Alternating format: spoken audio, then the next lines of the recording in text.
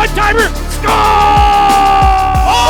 Oh, it's over. It's over. They score! That's game. Oh, my goodness. They score. Roll the highlight reel. What a ripper. Top Shattuck. Spread it on.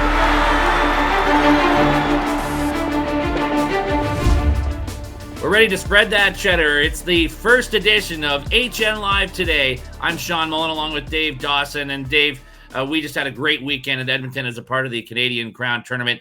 This program is going to be our chance to look back at events we get to cover on HNLive, talk to the players, talk to the coaches, the organizers, take a look at the players who are going to be the future of the sports that we cover. And a couple of those players we're going to talk to today. Blake Chorney, who was a part of the championship team for the U15 Canadian Crown tournament, as well as Drayden Urena, who played for Rink Winnipeg, who finished in second place. And a couple of the coaches going to be on the show today as well, Dave. Yeah, we have some of the coaches. Austin Vetterl, who is the head coach of Delta Academy Green, the U15 prep coach, his first year as a coach, as well as Robbie Evers, who's the business development coach for NAX and head coach of U17 prep program. He was the chair of the tournament. Yeah, absolutely. He's going to be on the bench when they're part of a showcase with Shattuck's coming in this weekend at Edge School, and we can't wait to broadcast that event on hnlive.ca. But looking to the past weekend, it was our third opportunity to be there and broadcast the U15 Canadian Crown tournament, and it gets better and better. The talent level, the amount of scouts that are there watching because of that every year, but a different setup this year, Dave. Instead of just one final, they divided the teams into two divisions, tried to sort of stack it based on competitiveness. And so we got two championship games out of that and stacked up the better teams, or the more competitive teams at the top of the divisions. And it made for an interesting setup for the tournament.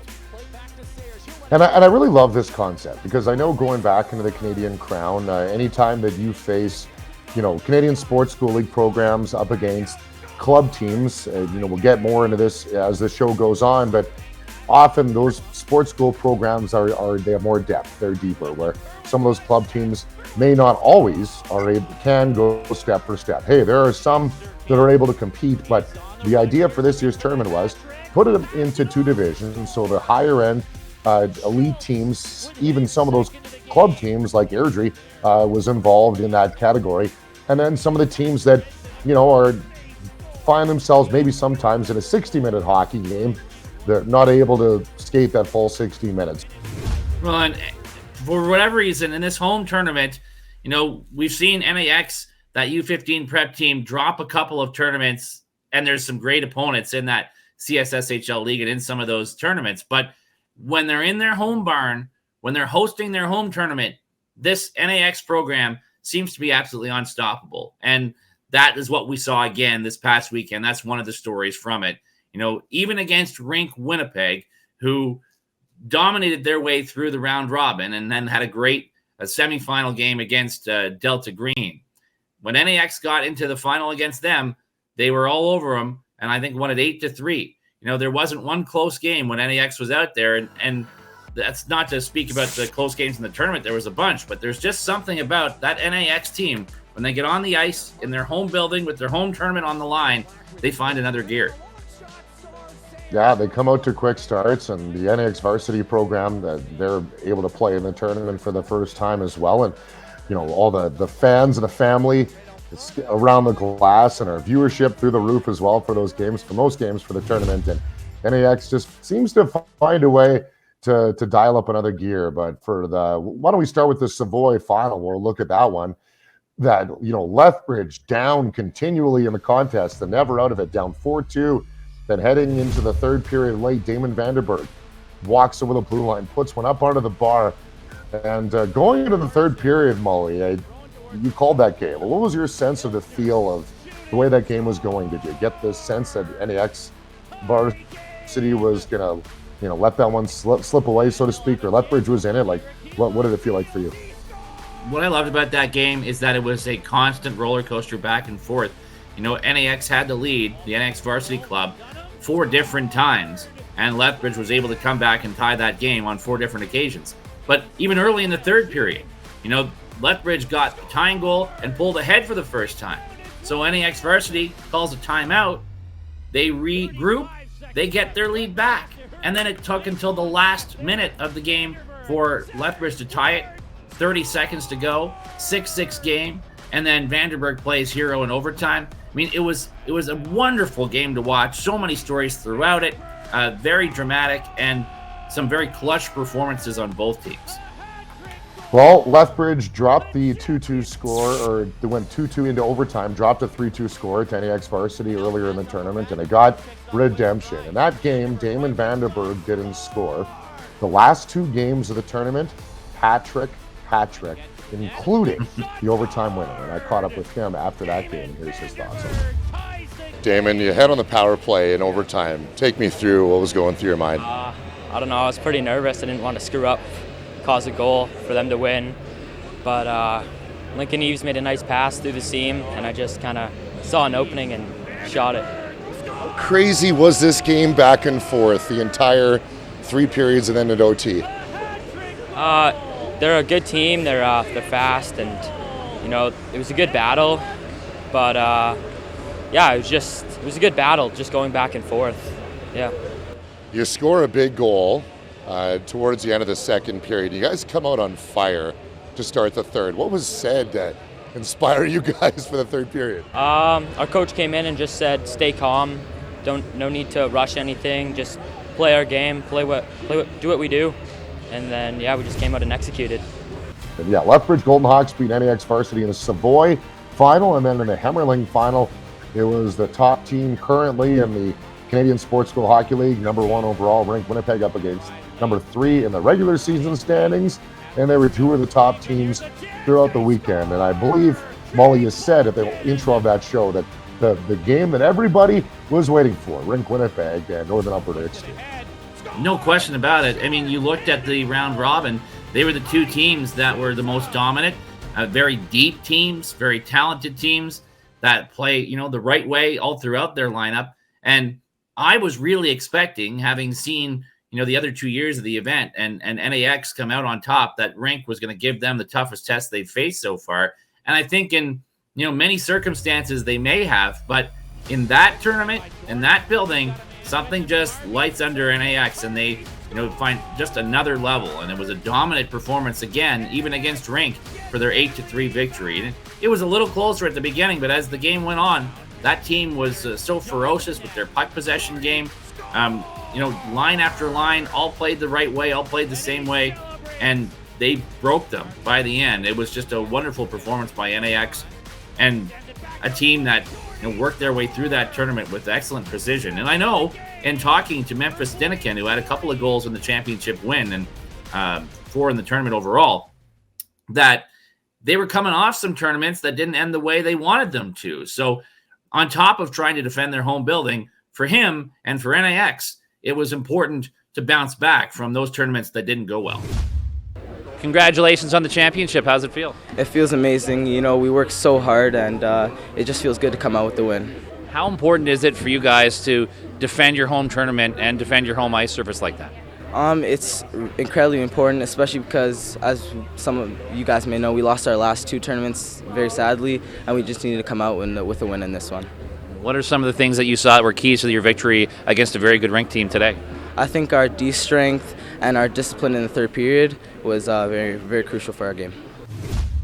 Well, and there was a lot of players, Dave, for us that we saw at this event, and to try to narrow a focus on any couple is difficult because every team had talent that's certainly going to draw the attention of scouts. I mean, that's why there were so many Western Hockey League scouts around the rink preparing for this May's draft, because there'll be a number of names from this event who are going to get their names called as a part of that Western Hockey League draft. But I know for me, one guy that stood out, and maybe on a personal note, because I live in Swift Current, to see Carter Moan play, some familiarity certainly with his father, who played in the National Hockey League, Travis Moan, and Stanley Cup champion with Anaheim, who was coaching him on the Swift Current Broncos U15 AA team.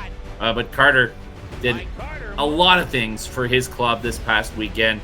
Very quick, kills penalties on the power play, great shot, bursts of speed on offense, in the right place defensively. You know, he does a lot of things that are going to get his name called coming up in the Western Hockey League draft. And another guy from the Saskatchewan area, you know, a part of a two-headed monster on the Regina Pat Blues, along with Schultz, is Chase Surkan. Boy, can he shoot the puck. And talking about explosive, I mean, he and Schultz each have almost 90 points in 18 league games already. And you wondered, how would they translate going up against the elite teams at an event like the Canadian Crown? And I thought Surkan and Schultz, but Surkan we're talking about, you know, really did translate well, still put up his points against those really good teams. Dynamic player who also is going to get his name called this coming May. Yeah, and for me, it was Caden Stroder, I think, an easy pick. He led the tournament in scoring, and early on in the tournament, some of the goals, and I had, as I was cutting highlights, I had the play-by-play guys said, just text me and say, hey, if you got a good highlight, just let me know, text it to me. Zach Marks, the first game he did with Humboldt, kept going, you're not going to believe. The first game, Caden Stroder had 3 breakaways, robbed on the first one. They were both short-handed goals. Gets another one, walks in, backhand puts it up top. The next goal goes short side. There was probably that much, barely any room, puts it over the shoulder. He was phenomenal to watch. Leads Humboldt in scoring in their AA regular season with 37 goals. Just a freak. Caden Stroder was one of those players that really stuck out for me. And then I remember chatting, I did the Martinsville Knights of Columbus game, and I remember chatting with both coaches, and Mark Rasko of KC had mentioned when he talked about Martinsville, he said they're getting Calder Hamilton back in the lineup today. You better watch out because this guy has elite level skill. And again, the Rebels Fall Classic, which we did on HNLive, the Martinsville Marauders were there for. Calder Hamilton made the All-Star team. When you went into the scouts room, all they did was talk about Calder Hamilton. Martinsville scored 6 goals in the second period. There were 5 short-handed goals they scored in that period. Calder Hamilton had 4 goals. Highlight reel worthy. Not only great defensively, an offensive catalyst. And he was a guy that was raising eyebrows all over the place. So for me, my 2 players were Caden Stroder and Calder Hamilton. And we could go all day talking about the amazing talent that we got to watch. And that's the thing about these events. And if you get a chance to watch next year's Canadian Crown, I mean, elite level players on every team, the future of this sport on display at that event. And that's one of the reasons it's so fun to be there. We get to watch these guys before they take the next level, before they one day get to the NHL. You know, they're the talents, they're the names that are going to be on jerseys in stores in not too long. And let's take a look at some of those names, the top scorers of the tournament for the U15 Canadian Crown event this past week.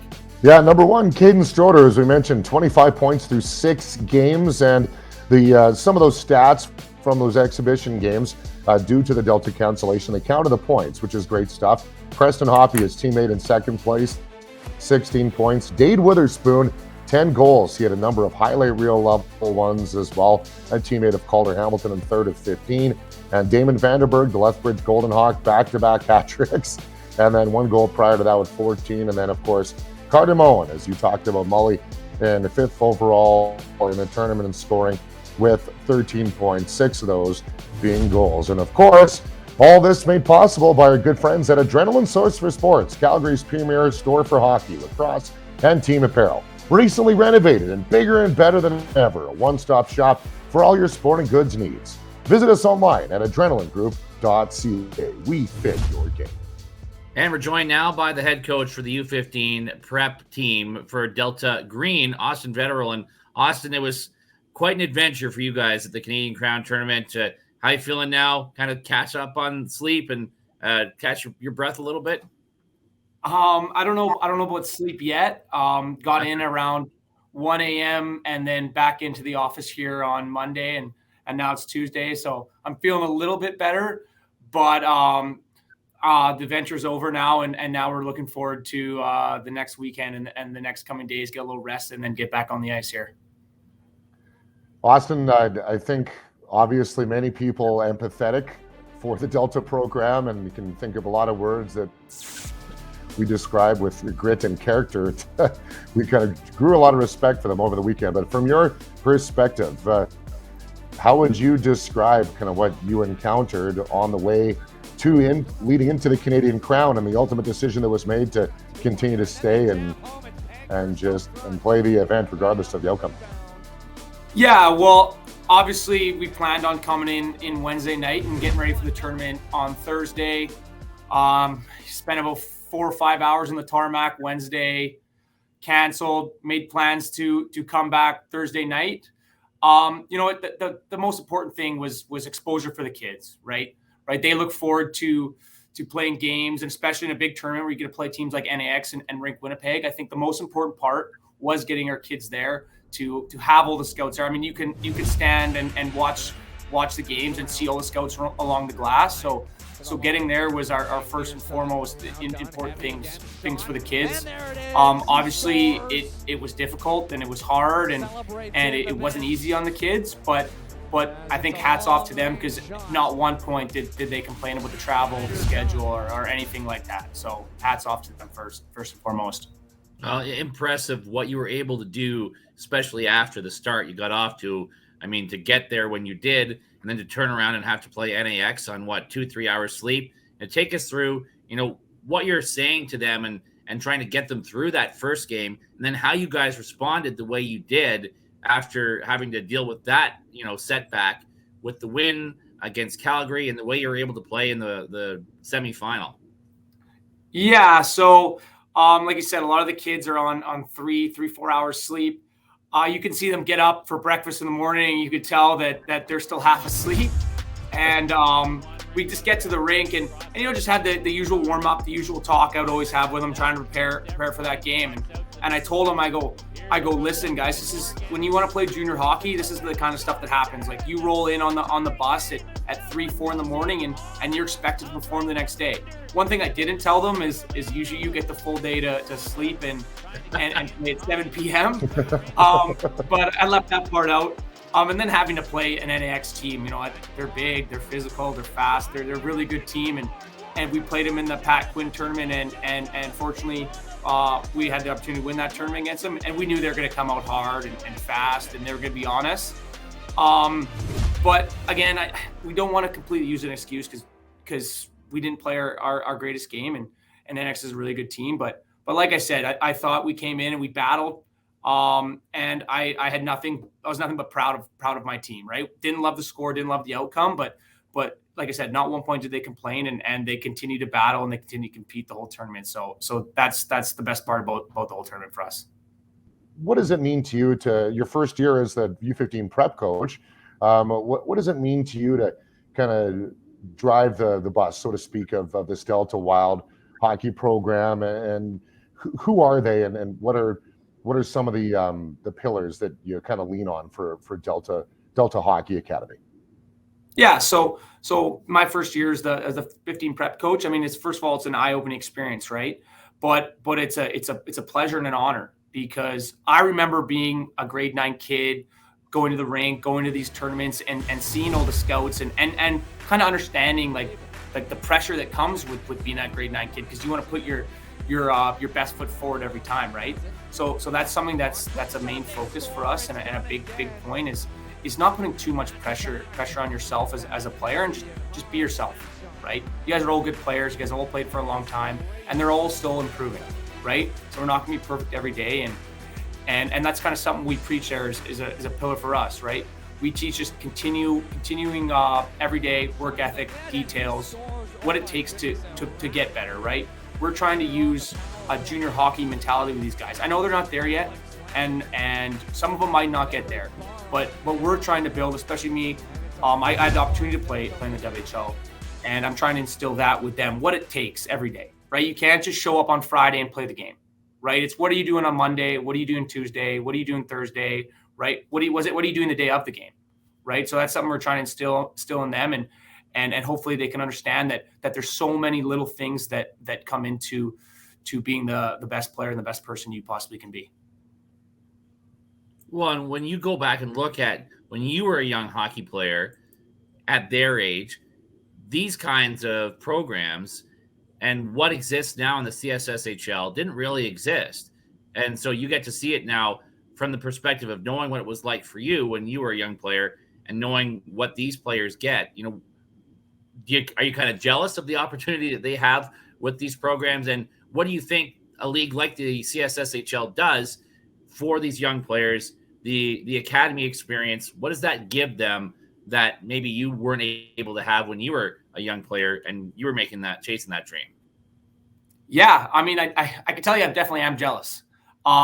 These kids have, you know what, they get to come to the rink every day and do what they love doing, right? When I was playing, it was you get your 2 practices a week and you get your 2 games, and no offense, but my dad coached me, right? It was just my dad, right? And I have a ton of respect for him. Obviously, he's a good hockey mind, and he taught me a lot of things that I know. But I think the ability for these kids to work with a lot of ex-hockey players, there's a ton of ex-NHLers coaching, I think that's an awesome experience. Like, these kids nowadays, they are so tremendously skilled, and I think that has to do with these kids coming through all these hockey programs, and the CSSHL especially gives them a chance to showcase their skill at the highest level, right? Like, it's best on best when you're playing in this league, right? There's no cakewalks, there's no nothing like that, right? And they get to play with other top players, which pushes them every day in practice. I think that's one of the most important parts about it, right? Like, these kids get to go up against high WHL picks every day, and then they get to look up to those guys. Like, we got Ryan Lynn in our program, 4th overall pick by the Giants. My kids are on the glass watching him practice every day, right? You're not going to get that experience anywhere else. And I think that's a really important part about our league and about the programs around the league too. So I think it's huge for them.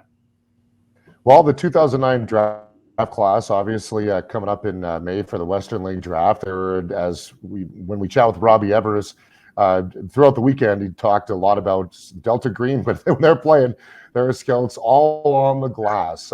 Maybe for those watching this unfamiliar, are there a few players in your program that have been really impressing you throughout the year, and maybe some guys that I know you never want to zone in on one or two, but who are the guys that really stick out for you so far? Yeah, I mean, I don't really like individually looking at certain players, but I will mention a couple. You know what? We got a kid named Alex Lang there, and he's a tremendous player, a tremendous kid. I think that's the most important part, right? Like I said, a lot of these kids are all very skilled. I have a ton of good players, obviously, right? But this kid, he shows up every day. He's working. He's listening. He takes everything in, right? And then he goes out and it shows in the game. Like, he's a high impact player, and he does all the little things which is important. And then obviously, you know, Ryder Dunn was on the All-Star team, right? I mean, I think his game speaks for itself. He's big, powerful, moves the puck well, you know, it's stepping up into play, and he can be a one-man breakout at times. And then his shot on top of it is next level.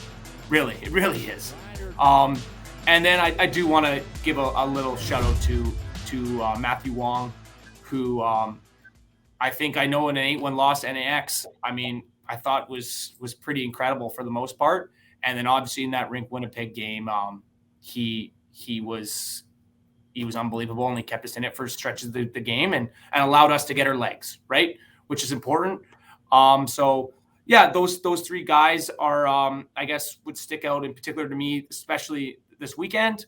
But that's not taking anything away from the rest of my guys, because to be a good team, to win tournaments, to play in tournament finals, semifinals, you need everyone doing the little things involved. So, but those are 3 guys that I would say stood out this weekend. Well, and it's an extraordinarily deep team, and that's one of the advantages, certainly for those CSSHL rosters. You guys have deep rosters, 3-4 lines deep. And I just wanted to quickly touch on, before we wrap up with you, I mean, you're a young head coach. You've had a lot of experience playing the game, and you played for, in junior, a real junior heavyweight coaches in Don Hay, Ryan McGill, you know, some old school elements to them. You're in kind of a new school type program. How do you meld your experiences with coaches like that to what you're trying to do with how young players are different these days? Yeah, I think that you try to take a little bit of everything from every coach you've played with, or coached you, sorry.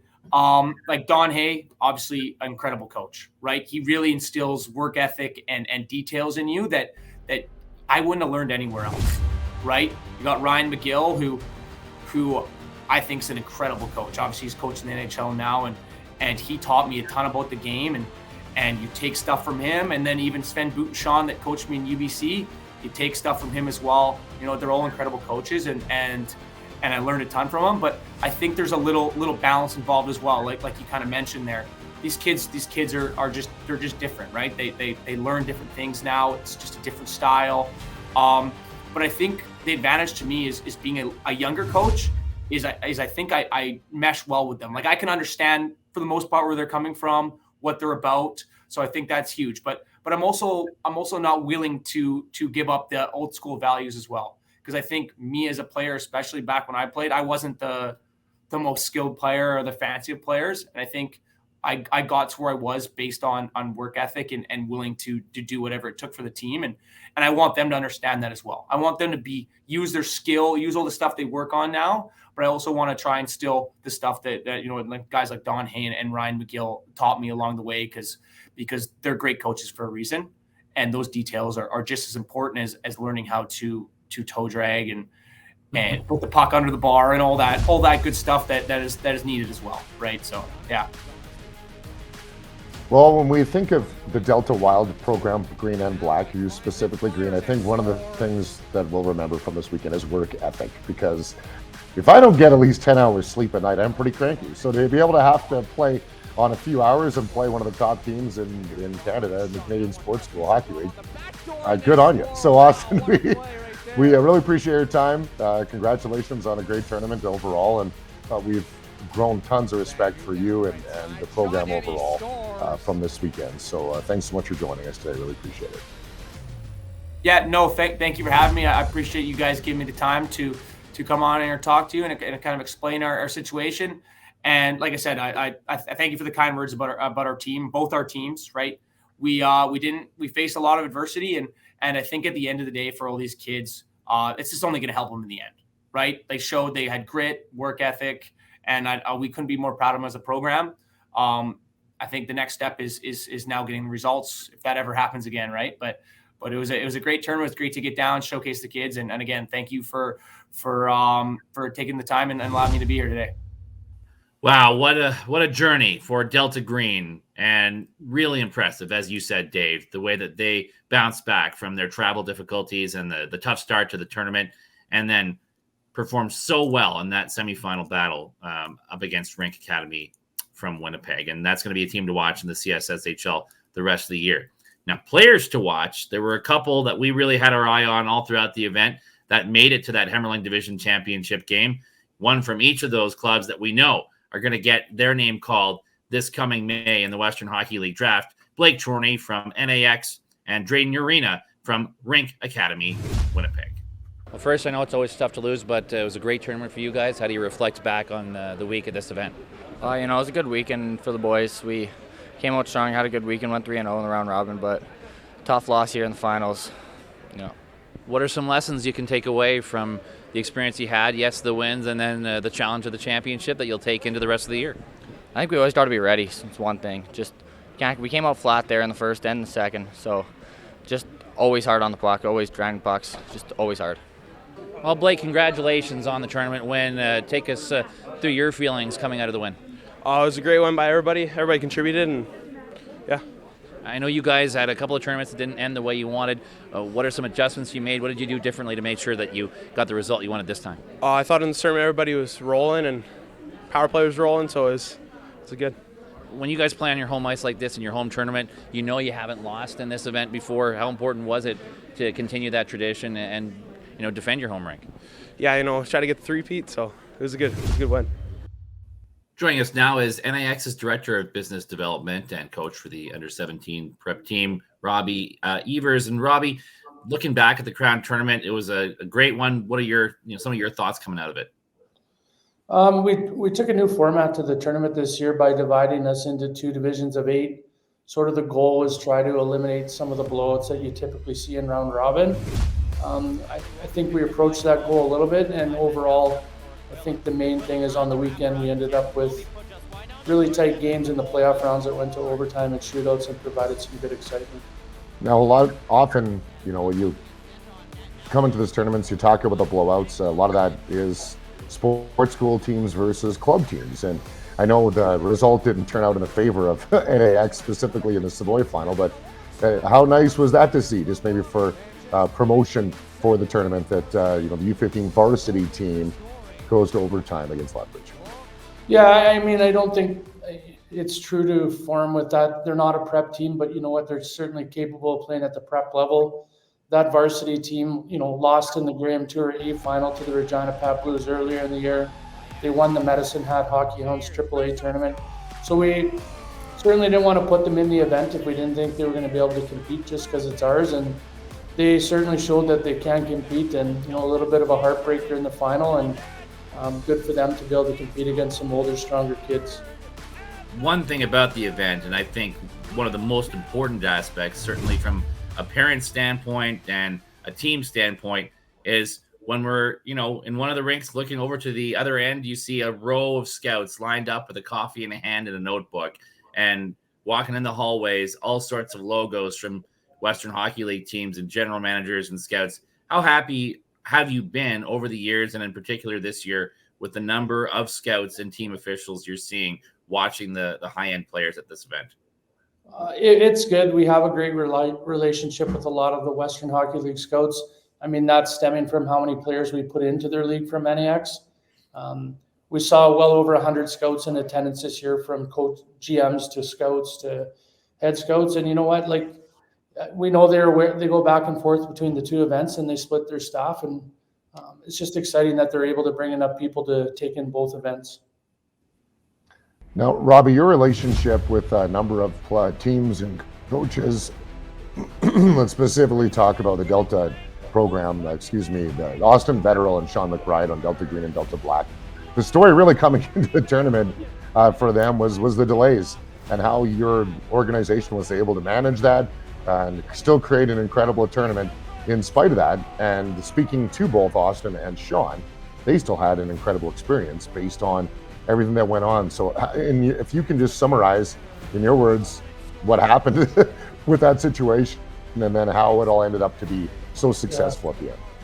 Yeah, I think a little background there, it's pretty cool. I used to recruit all of Delta's players that I could when I coached in GM the Valley West Hawks in Langley. And, since then it's kind of nice to be on the other side and getting along with them and working well together. And Delta's been really faithful to this event with both of their teams and helping us, made it what it is. And for them to be able to uncontrol Mother Nature, we wanted to do whatever we could to make sure that they could get in their games. There's a lot of scouts here to watch, especially that green team. And we wanted to make sure that we gave them the exposure that we could. So, it was kind of neat in the end too. We were able to bring in a couple teams that were on the waiting list for our tournament that didn't get in to play some exhibition games in the event. So overall, our whole event is, for me anyways, more about exposure and giving them exposure to the Western League and Junior A teams, as that's their goal.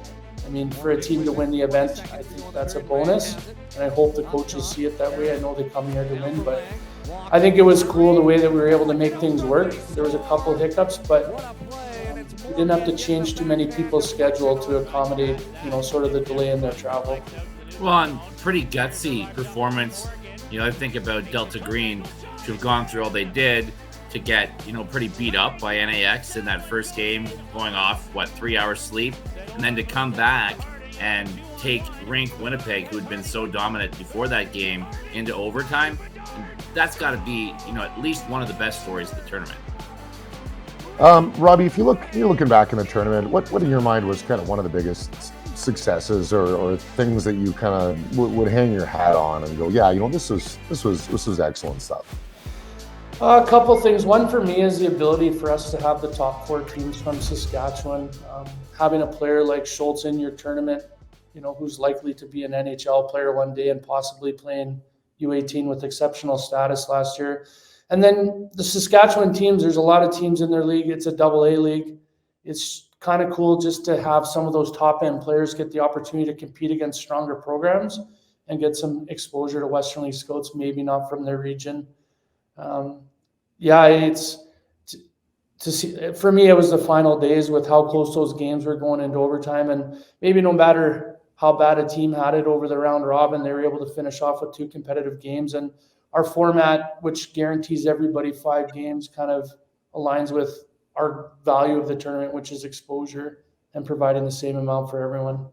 Well, a couple of things are coming up now that, all that hard work is done, and then you get maybe 30 seconds to celebrate it and catch your breath and get back to work, because for one, you've got another Crown tournament coming up with the U17 event in February. Tell us about that. And then two, as a coach, you're going into a showcase event this weekend at Edge in Calgary with Shattuck's coming into town, and we're going to be broadcasting that. We're looking forward to that. So just some thoughts heading into those two events. Yeah, so I'm going to be helping out the U18 team this weekend with Matt Hare.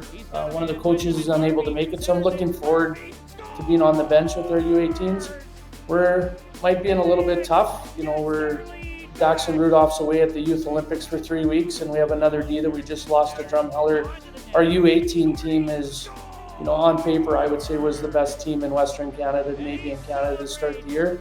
We're down to 15 skaters due to success of the program and moving kids on to junior full-time for the rest of the year. So, but having two strong U17 teams, we'll have a few affiliates up playing those games, and I'm sure their eyes will be wide open when the puck drops against Shattuck on Friday. Going into our U17 tournament, we actually just lost a team. We were hoping to fill it with Kevin Biex's team from Fairmont Academy. So we have one spot we have left to fill. The draw's ready to go. We'll have 12 teams in that tournament, February 16th to 19th over the Family Day weekend. A lot of high-end teams. We have both NAX teams, Edge Gold, KC, who, beat us up a couple games in the Edge tournament earlier. So there's some payback in round robin there, hopefully. And, some stronger teams with the Calgary Flames coming in, who are the top team in Alberta club right now. So, out of those 12 teams, we've got 9 really deep teams and some other quality programs that are attending. So I think you're going to see some really tight games around round robin and a playoff atmosphere from day one. So it should be exciting. Well, we always enjoy spending time at the Canadian Crown, Robbie. So we really appreciate you joining us today and look forward to catching up with you this weekend at Edge School. And of course, February 16th to 19th back at the River Cree for the U17 Canadian Crown. Thanks so much for your time. Thanks, guys.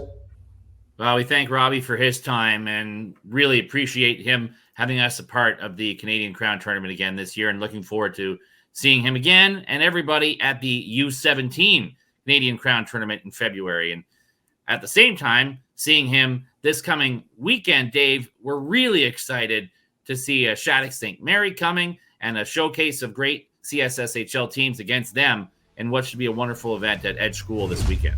Yeah, January 25th to 28th, there'll be 8 games throughout the weekend at Edge School. It'll be involving Edge and the U15 and U18 prep teams for NAX, Edge, Shattuck St. Mary's, and Calgary Hockey Academy. We'll be playing one there as well. Really excited about that one. We've done a lot of events with Edge, haven't done one at Edge School yet, so very, very excited about that. Keep your eyes out for that one. The following weekend, we'll have the North Stars Challenge U16 AA event going on at the Don Hartman Northeast Sportsplex in Calgary. 6 teams from a couple provinces involved there, and it'll be a great weekend of hockey action. I know Shawn Mullin will be in attendance for that as well. And now it's time for our top plays of the tournament, which are brought to you again by Adrenaline Source for Sports, Calgary's premier store for hockey, lacrosse, and team apparel. Recently renovated and bigger and better than ever. A one-stop shop for all your sporting goods needs. Visit us online at adrenalinegroup.ca. We fit your game. Molly, what do you got? Well, for me, and maybe it's that hometown bias, but it's the Swift Current Broncos, and I thought one of the most exceptional goals that I've seen in a long time from Juris Bussey, who redirected in a puck in a way that I've seen a lot of hockey. I haven't seen a deflection like this maybe ever. So that play stood out for me. And for me, it's going to be often in hockey, you find a big save at one end, and then the other way it goes into the back of the net. You rarely see a highlight reel save on one end and then a highlight reel save on the other. Cohen Kuntz, absolute robbery with the glove hand from the Humboldt Broncos on one end, and then there's a 2-on-0 the other way, and it's Liam Chamberlain of Shawnigan Lake going post to post, spreading out the pad and making a massive save, and that was my play of the game, of the tournament. Well, thank you, Dave, and thank you to our guests, to Robbie and to Austin and Blake and Drayden, and a wonderful weekend as a part of the Canadian Crown event from the River Cree Twin Rinks. Looking forward to being back to see them again at the U17 event, and looking forward to the showcase at Edge School with Shattuck St. Mary's as a part of it this coming weekend, and all the great stuff we've got going. Thanks to Alex, our producer. I'm Shawn Mullin for Dave Dawson. Thanks for watching the first HN Live Today. We'll see you again soon.